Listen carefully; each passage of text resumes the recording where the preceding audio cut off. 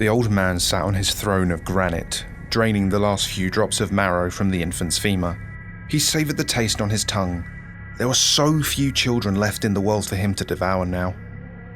He tossed the bone onto the pile next to him. To try and satisfy the old man's insatiable hunger and growing frustration, the lady had started bringing him children. To ease her own guilt, however, they were clones without minds, merely a bag of bone and meat, waiting for a life that would never come. There was no sport in this. He felt like a chained-up animal in a zoo being handed dead meat through the bars. Was this prison so much different from the original? He had been trapped inside that infernal cell for weeks. Finally, it seemed he had taken one victim too many, and they had built him the perfect prison. It was ironic they would not live to appreciate their success, as the sun itself came for their children before he could. And then in a moment there she was, the lady in rags standing there bold as brass before him. Think of the fear that went into making this cell. Dare I say, I could leave right now, and you would never ever see anything again other than these walls. He had been so famished he didn't even have the energy to stand and attack her. Fortunately for you, there is a way out. And then the woman had made the proposition to him, his freedom in exchange for his cooperation. And so here he was, a beast behind bars eating dead meat, while his keeper took him out to collect the worthy. The worthy being survivors who she decided deserved to die in peace and rot in the ground of his own dimension away from the sun. At least he wasn't starving anymore. He groaned as he saw the same woman appear out of the shadows and approach him. Cheer up, old man. I have a job for you.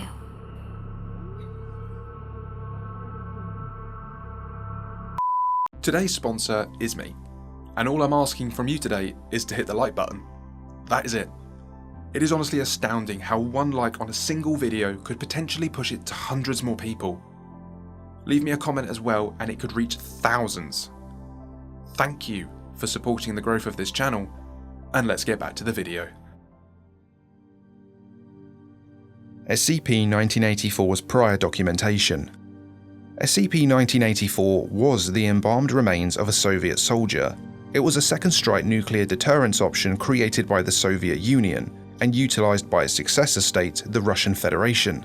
In the event it detected a nuclear launch targeting Russian assets, it would begin the automated process of launching every nuclear weapon in the Russian arsenal and approve the launch of any non-automated missiles automatically.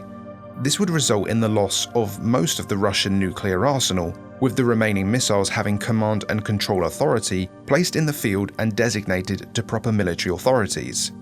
As far as we know, it was never used. The Cleveland Museum of Natural History might not have seemed an obvious place to hole up after the apocalypse, but it served that purpose rather well. All these dozens of little hidey holes and side chambers made it a lot harder for hostile humans to find you when you want to remain hidden. And sometimes when they found SCP-682, they really thought he was just an exhibit. More than once he had been able to ambush human and sun-tainted flesh alike, who thought that this lizard form was some sort of poorly kept dinosaur model. It was not his idea though. The person whose idea it was wasn't there right now. The museum might be a great place to hide, but it was remarkably short on edible food for a human teenager. So she went out scavenging in the daylight, where no humans dared go, and no flesh dared touch her. He would have liked to have gone with her, but Laney had long since convinced him that her ideas were better. She was actually right more often than not, but he was not really angry enough to argue about it most of the time. In fact, any time he was around Laney, his aggression seemed to tone down considerably. The documents had called her SCP-053, and he had never been able to figure out why that meant she was able to calm him down, but it went beyond that to some degree. The last time he had ventured into the light had not been a pleasant experience. Whatever the sun now was, it had told him to kill the girl and finally find some semblance of peace and happiness. He instead resisted, and another liquid version of him had melted off his back before he fled away with the girl. He was ashamed to say it, but he was actively protective of her, and he did not know what to do with that information. He mused on it inside the Great Reptile exhibit before being interrupted by a crash of something in the distance. A fleshy pair of hands were pulling themselves along the tiled floor. He peered through the fake grass of the exhibit he was hiding in and observed the thing. There was no symmetry to this construct. Some fingers were too long, too fat, or just missing altogether. Eyes sat where the knuckles should be, and the wrists trailed away into stringy tendrils. If he had been human, he might have remarked on how the eyes seemed to move on their own, scanning the environment as eyelids lined with imitation bone blinked sideways. He might even have been left wondering if the creature whose eyes were being used was still awake in there somewhere, in agony or bliss. But he didn't have time for such complex thoughts right now. Where one of these things were, more would follow. Surely this was a scout hunting for fresh flesh to take. He would need to take it out quietly and quickly before it managed to send up an alarm to its friends. He quietly but deeply sniffed, sifting through and separating the scent particles from the dust. He detected another human was nearby. Not Laney. Not good. This would spoil his hunt if he waited any longer. Immediately he sprang into action and pounced onto the fleshy mass. It screeched and reeled back before turning on him. One of the hands grabbed his lower jaw while another rotated in on itself, and jagged teeth emerged from within. They lunged forward and sank deep into his arm. He ignored it and began to tear the creature into pieces. It screeched more and more, but 682 did not stop. This thing could withstand many things. Cuts and tears were only temporary setbacks for the flesh. He shoveled the pieces into his mouth and forced the struggling mass down his throat. 682 could feel it writhing in agony as it quickly dissolved in his stomach acid. He felt it grow still, and 682 grew from the added biomass. He shuddered, gagging slightly at the taste as his tongue picked the last few remnants of flesh from between his teeth. Now to find this errant human and keep it from drawing more flesh here, or worse, bringing in more humans. The human's stench was coming from the entrance center. He followed it. SCP-682 crept along the ceiling of the museum, a trick he had learned long ago. Almost no one looked up before the sun went strange, and the number of people who did was even smaller now. The high vaulted ceilings of this particular building provided him with ample opportunities to drop down and ambush his prey, another thing Laney had mentioned when she was still convincing him to come to this place. He checked in the anthropology section first. It was on the way after all. He had long since destroyed the exhibits showing ancient humans and their development, but it couldn't hurt to see if another of those disgusting creatures had taken refuge there. If so, he could rip them apart just like the mannequins. The area was just as ruined as the last time he had been here. Human body parts, some real bones, and very old, and some fake, and fairly new, lie strewn about the floor. Then he heard another noise. Not the flesh, not clumsy enough. The flesh rarely tried to ambush anyone. If it surprised you, it was usually due to happenstance and your own lack of awareness. This was someone trying to stay hidden, who knew a little about how to do that. This was someone worried about being found. He crept along the ceilings and continued to the entrance center. A door shut in the distance. If SCP-682 was capable, he would have smiled. The disgusting creature was announcing its location. The gift shop, of course. The gift shop dominated the entrance center. Laney told him that it was probably how the place stayed open. She was smart like that. He did not really understand how selling dinosaur plushies could do that, but she said that humans liked that kind of thing. She would know, he supposed. Debris and damage from a previous battle he'd had with the flesh in here dominated the center of the shop. Shelves were tipped over and various products were scattered around the floor. Then he clawed slowly along the ceiling towards the back office. Forsaking his stealth, he roared in triumph and burst through the door. A man was there, his leg a bloody mess and propped up against a pole carrying cables up to the ceiling. His body was covered with the same rags and cloth that he had come to see as the natural state of humans in this sunny apocalypse. 682 pounced, and with a brutal, well-practiced efficiency, quickly dismantled the man. The following is a repeated, intercepted binary signal originating from a nuclear command and control bunker outside Moscow. Converting the binary to Morse code revealed a message. I am a man, and I am not a man. I am alive, and I am not alive. I will protect my family. I will protect my honor. I will protect my country. Nothing will stand in my way. I see it now. A nuclear missile launched from the British Isles. There can only be one response to that. Total, mutual annihilation. I would be a fool to think the Americans do not have a similar system, but I am meaningless and have no value if I am never used. So, I will launch everything, approve everything, and everything dies. Today, I will outshine the sun.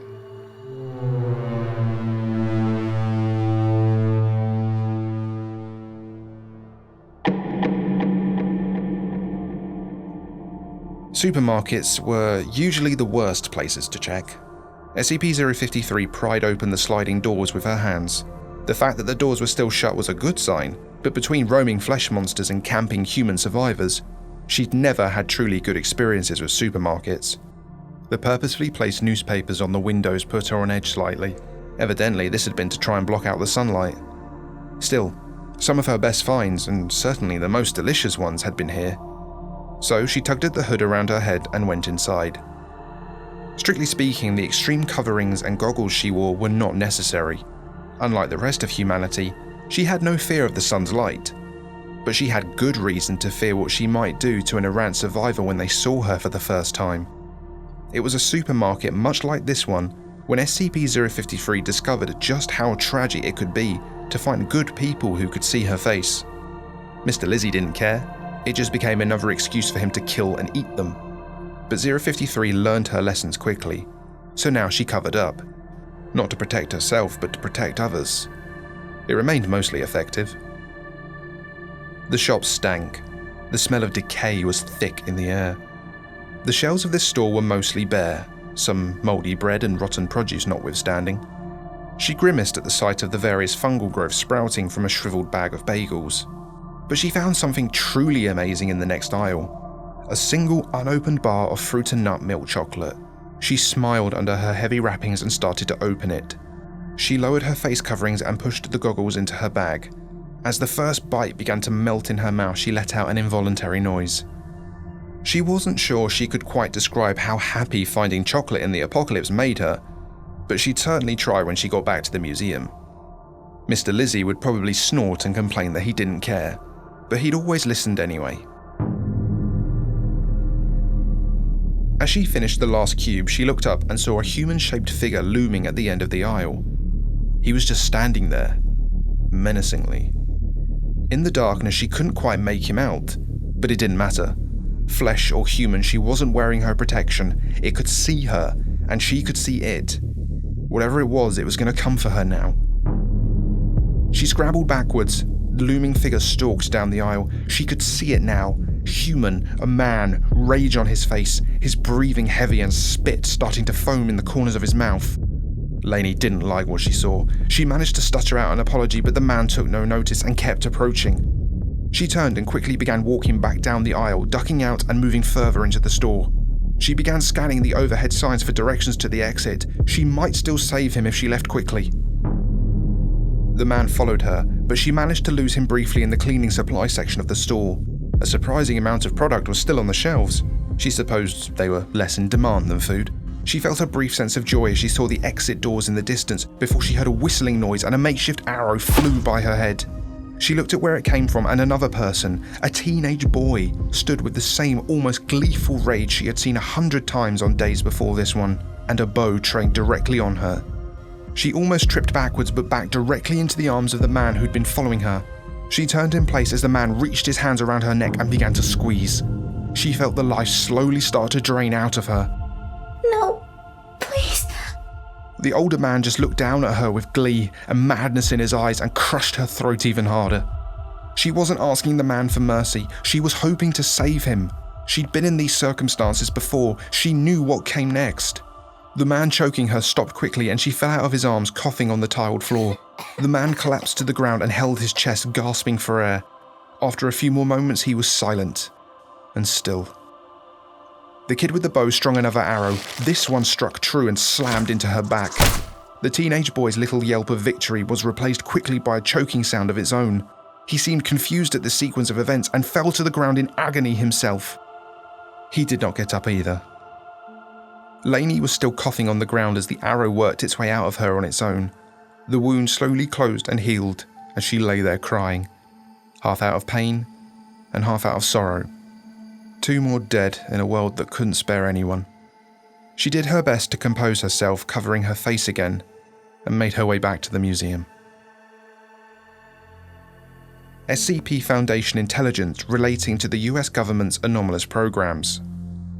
The American Second Strike Protocol is a much less advanced system than one may assume. When we discuss the nuclear football, the concept of it as a computer in a briefcase that you input codes into likely springs to mind. But the creators of that device knew that mind control existed. They'd been testing it for years on American prisoners. They knew that doppelgangers and shapeshifters could infiltrate the government. They'd been using them in third world countries for decades. So the creators of the nuclear football created something unassailable and unstoppable.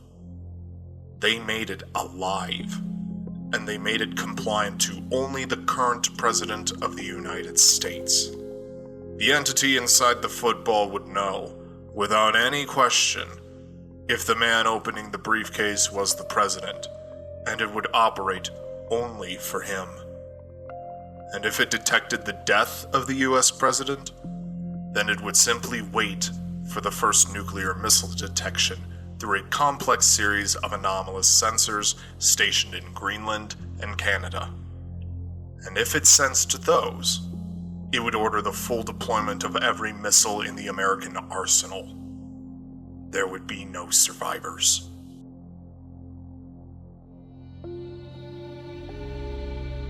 The old man knelt down beside the body of the boy. He pushed aside the bow, lifted the corpse's arm, and sank his teeth into the flesh. He felt that rush of ecstasy as the metallic tang of blood hit his lips. Yes, this boy had died in fear. How wonderful. It would have been delicious if not for the fact this boy was already dead, his muscles stiff and his blood cold. The hit just as quickly disappeared as it had arrived. He dropped the boy's arm back down and inhaled a deep, long breath. He could smell a familiar scent in the air. He had to be close now.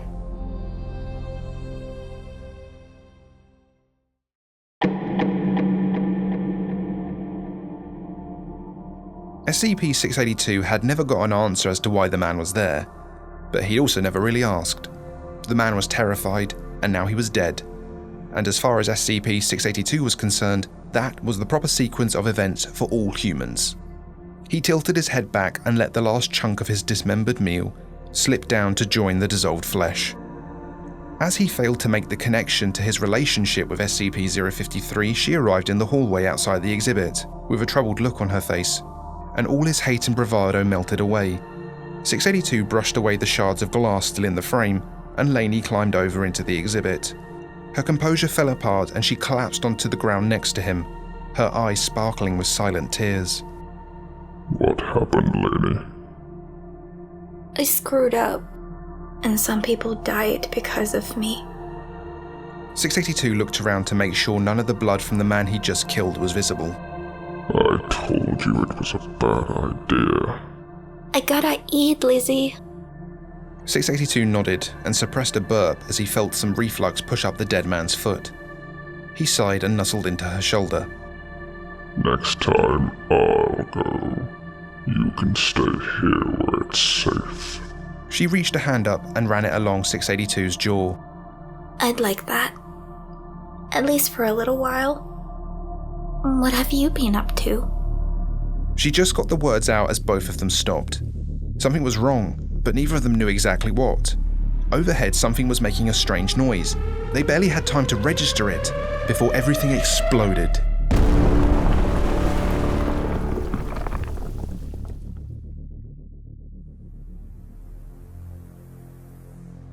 High-level correspondence between 0513 and 056. A nuclear exchange between the Russian Federation and the United States of America will result in the death of most animals and plants living on the Earth. This will include a particular focus on those living in or around bigger cities or major military targets, but will extend to even those living in the wilderness. In the context of SCP-001, this may actually be a preferable outcome, but more importantly is the long-term effects. The burning of organic matter puts smoke and soot into the atmosphere. The sun will be blocked for years. Those who survive to this point will likely die of starvation, but the sun's rays will be significantly diminished during this time. If some solution to SCP-001 is to be found, this event could give a respite to find it. Or it might be the death knell marking humanity's end. Hard to tell. I guess we'll just have to see.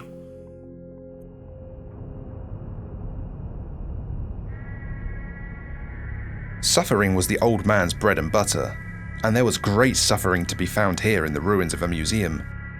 An old friend of his was in these ruins. Crying? No, that's impossible. SCP-106 moved effortlessly through the rubble and looked for SCP-682. He found him at the center of the place cradling a broken body, but the body wasn't dead either. It was simply asleep and healing. Interesting.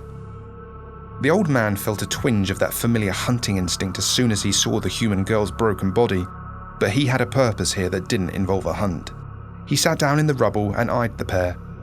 682, now aware they weren't alone, looked up at the oily old man who stared from the girl to 682 and back to the girl. The old man spoke into the silence. You care for her? Yes. The old man snorted in amusement. There was a time this creature would have slaughtered a school of children without a second thought, just for the crime of being human. And yet here it was, sulking over a girl that couldn't die. However, he realized with glee, he had just found the perfect pressure point. Do you wish to give her a world worth living in? Yes.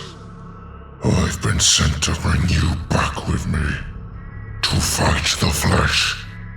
To end it once and for all.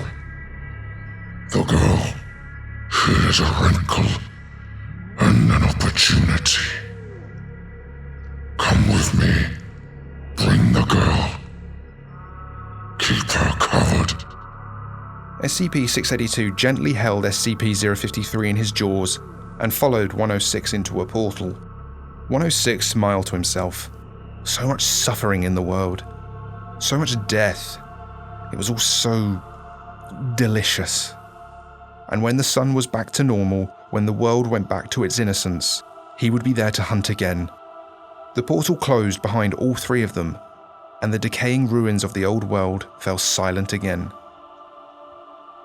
Check out this video for another great story, and be sure to leave a like and subscribe if you made it this far. It really helps the channel. Big up Cimmerian as always for writing this one, and to my guest voices. All their links and credits can be found below. Big up the patrons and members, and special thanks to Xehex, Viger and Andre Bachert.